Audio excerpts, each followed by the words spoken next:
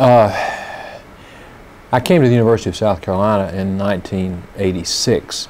I came from the University of Kentucky, where I had been at one time director of the School of Journalism, and also after that, 4 years of that, I served another 8 years on the faculty. Prior to Kentucky, I had been chairman of the journalism department at the University of Mississippi, and prior to that, chairman of the journalism department at Southern Methodist University. And prior to that, I was on the faculty at Indiana University in Bloomington. Prior to that, I was a newspaper man, a reporter and editor and general manager. Like most people of my generation, I prided myself on my typing skills, and was a little bit skeptical when the electronic newsroom began making its appearance in the 70s, late 70s, early 80s.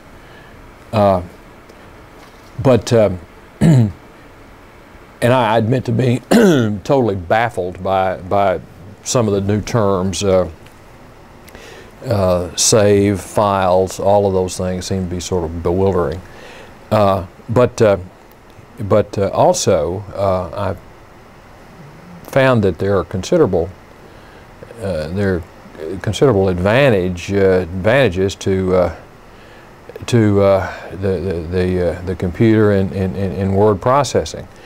I had written a couple of books before computers came in on the typewriter, and I remember how frustrating it was to put a fresh sheet of paper in the typewriter and type a couple of sentences and then wad the thing up and throw it in the wastebasket, and I filled up lots of wastebaskets. In the very early 1980s, I took the plunge and bought a very modest computer, an IBM PC Junior. And quickly found that Junior could be marvelous help. I didn't realize what I was doing at the time. I bought a computer that didn't have enough memory. I had to buy extra memory. I had to do a lot of things to make it to get it through a book-length manuscripts. And there were big 5-inch floppy disks, and you'd have to put one disk in to boot the computer, and then another one in to run the program, and still another disk to save whatever you had done. And I didn't like the keyboard either. I thought the keyboard was very difficult to get used to. As a writer, that's very important. But Junior and I had gotten to be pretty good friends by the mid-80s, and we turned out a lot of stuff together. It was hard to translate that into an office environment because the stuff I wrote, printed out at home and sent off to a publisher, was very different from the kinds of memos and things that you have to do down here. So the office computer here was just simply for word processing. I never used it for anything more than that. I was very late getting to word processing, and then while I was on sabbatical leave in the 1980s here at South Carolina, and when I came back from leave, I found that a whole system of email had been installed, and I wasn't on it, and that worked out very well because other faculty members were complaining about email, about the intrusiveness of it, about the time it took, about the curtness of some of the messages. There were all sorts of things, and so I was delighted that I wasn't hooked up, but they quickly corrected that, and I got on the system. Others can speak more knowingly about all of this, but particularly email than I. I did have some reservations about it. I think I did see in our college, a decline in civility. At least for a while. and I don't say that lightly. I think this was, when I first came here, this was an organization that prided itself on the easy, informal relationships. I felt welcome in everybody's office, and they felt welcome in mine. But email put an end to a lot of that. Part of it was the procedure. Part of it was we got a new dean who was far more results oriented. There was less time for chit chat, and the energetic, hard charging dean. We would come into the office in the morning, and there would be 8 or 10 email messages, and this tended to get the day off to a bad start for a lot of people, and there was a certain amount of resentment connected to it. I think most of us have made our peace with email. I think we've become more used to it. I think we see the advantages. It's certainly wonderful if you can get a committee together, get a committee decision by email in a couple of minutes, whereas instead of trying to track people down, some of whom may be in class or in the library or something, the email tends to simplify a lot of problems. But I do believe that we lost a little something somewhere along the line, in the sense that we don't just visit with each other as much as perhaps we did at one time. Perhaps that was a luxury that in a hard driving organization you can't afford, but there's a certain value to a relaxed and gracious and conversational feeling about the place. I think maybe some of that has been lost, but we can't turn back the clock. As I said, I think we've gotten pretty well accommodated to email now. I think we, and I'm saying this in 1999, I think this is a fact of life. Most of us have learned to deal with it. As a matter of fact, we've made, I think, very good use of it.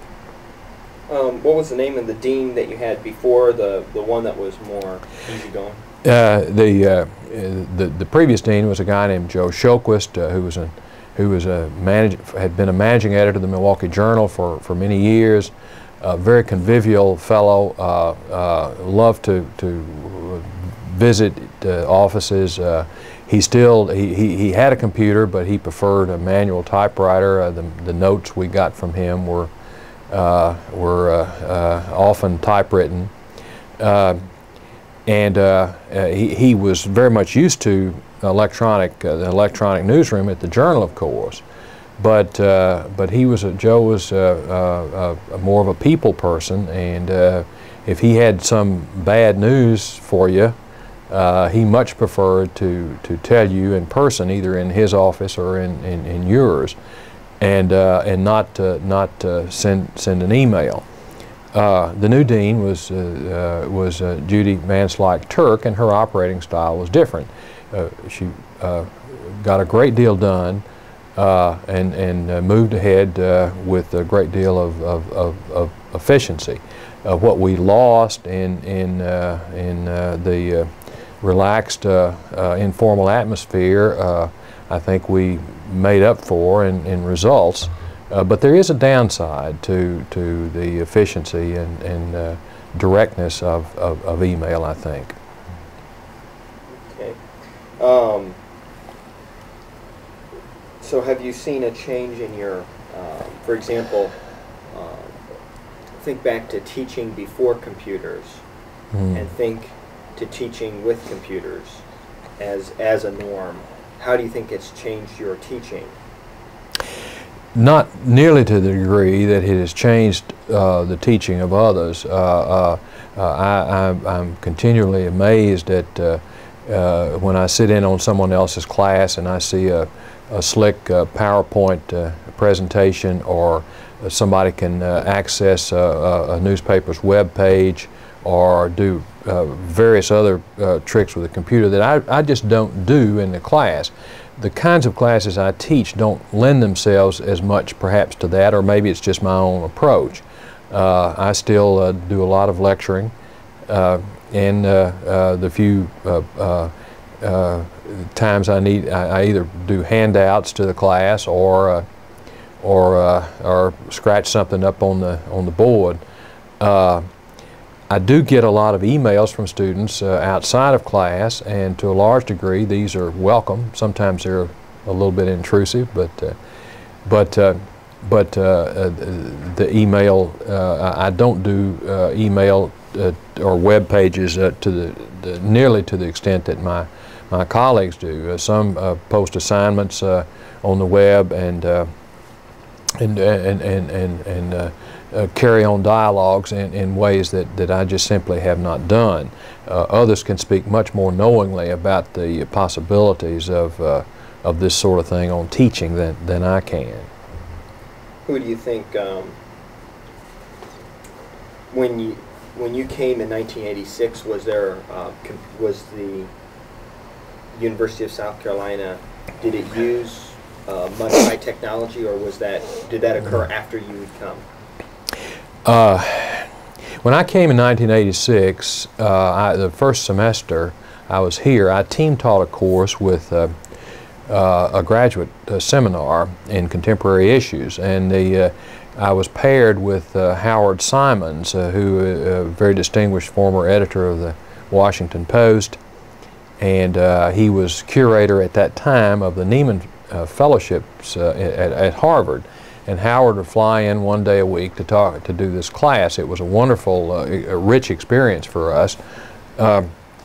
Howard was not on our faculty, so I had to be involved as a teacher of record, but mostly I just sort of stayed out of the way. Well, one of the students in that class was a young man named Van Cornegay, who had come down here from North Carolina to work on his master's degree. Van almost single-handedly taught himself what he needed to know about computers. There was a predecessor of sorts, a staff person, a couple of them who were helpful, but Van very quickly made himself into the kind of expert that everybody came to depend on. And so when he got his degree, it was unthinkable that he should be allowed to leave, and so he was kept on staff. Later moved into a faculty line, and he has been, I suppose, certainly the intellectual leader of the faculty in terms of computer work. Certainly since I've been here. Others were quite good on their own. Dr. Rick Stevens, was very early into using the computer in an instructional way, and he did a great deal of research using the computer. And then we had a fellow named Bob Jones, who had been director of the journalism school at Minnesota and retired, and he came down here.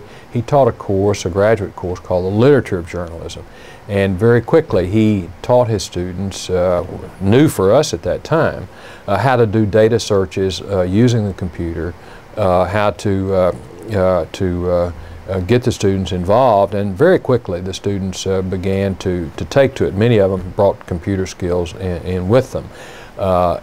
Even in by the late 1980s, we were giving master's comprehensive exams on the computer.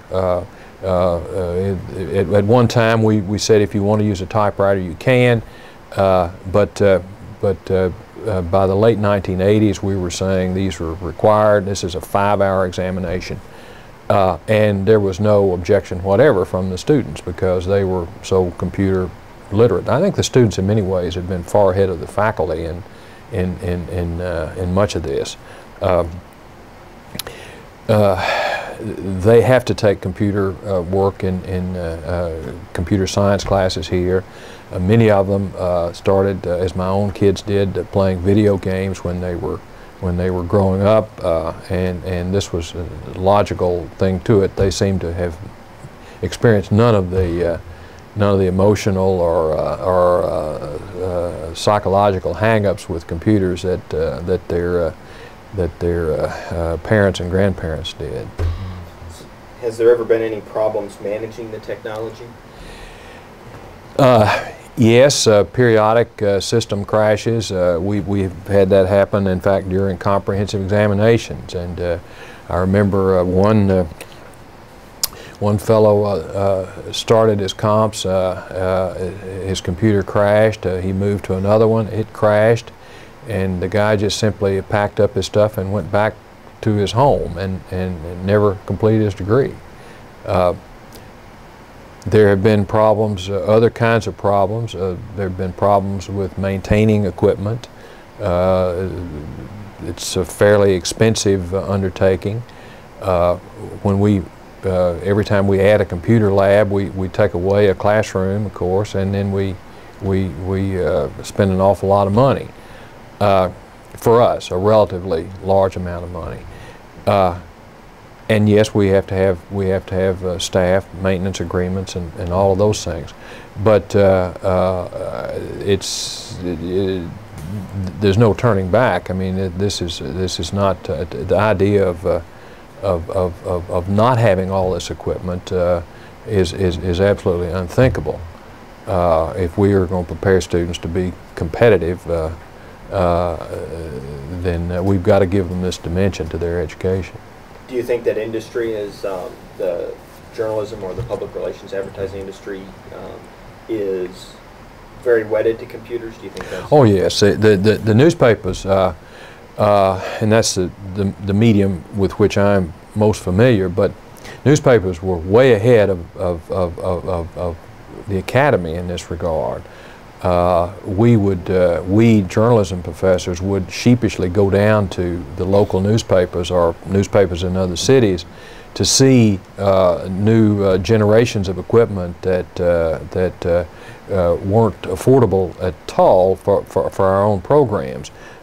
Instead of universities being the cutting edge, we were lagging pretty badly behind the industry in a number of areas. There were direct economic implications, of course, for the industry, and newspapers, for example, have been able to downsize most of their production departments just into oblivion.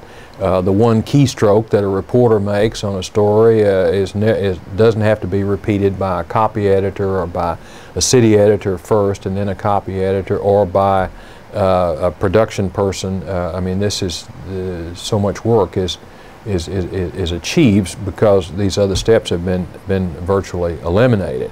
There is enormous pressure now on copy editors who actually paginate the page and the whole paper, and all the intervening steps have been relocated in the copy desk.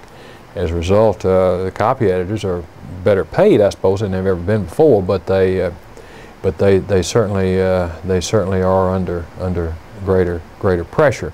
But the fact that for the economic reasons, the newspapers have been blazing away at technology, and they see enormous advantages, financial advantages, improvements in reproduction and so forth through computers. So we're learning from the industry. What about your research? You mentioned that writing a book, it changed writing a book, but did it change how you did your research? It changed writing a book in several ways. Not all of them are good. I think I have seen a pretty definite decline in quality of writing and certainly of editing in books now. When you do a book, and at this point I've done either 8 or 10, depending on how you count editions. In addition to sending a manuscript, you send the whole thing on computer disks. And that way the publisher doesn't really have to set the type. There are some editors are better than others, of course, but I have seen with increasing frequency scholarly books especially that are poorly edited, have all sorts of mechanical problems that were on the desk and never corrected in the editorial office. I think there's a tendency simply just to process material rather than to edit it, and there's a very real difference. From the author's point of view, the computer advantages are obvious. You can move material around very quickly. You don't have to retype endlessly. You can add files. You can actually a homely little problem of footnotes used to be quite a challenge in the old typewritten manuscripts. Footnotes now are simply added into whenever you want to in the manuscript, and if you decide in the middle of a chapter you want to insert another footnote, it's a fairly simple procedure to do it, so you know, it places a great deal of power at the author's hands in terms of control over his or her own time. But I'm not sure that the results at the editing end or in the finished product are necessarily always better. Is there anything else that you have to say about just stories of occurrences that involved technology, people who liked or disliked technology, or who did original things, or who totally rejected it, or any stories that you can think of that involve the movement of technology into this institution? The last holdout, as far as I can recall, was a professor named Don McKinney, who was a very dear friend.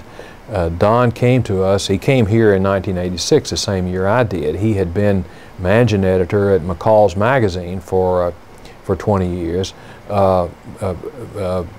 Very well known in the industry, highly regarded, a wonderful teacher. Don still used a manual typewriter until his retirement. But I had dinner with him not long ago, and he admitted to me that he had finally bought a computer and that he was having a lot of fun with it. Don was quite a craftsman, and I think his writing, he's done a number of things, including a book about magazine writing, which is excellent. I think it benefited from the care and attention that he constantly dealt with a hard copy in front of him at all times. Editing is more difficult off of a screen, but Don was the last holdout. As far as I'm aware, every member of the faculty is very comfortable using computers, certainly for word processing. I think the degree to which they use computers in their research is connected to their comfort level with statistics and some other things. But by and large, it's hard in this building to find a typewriter now.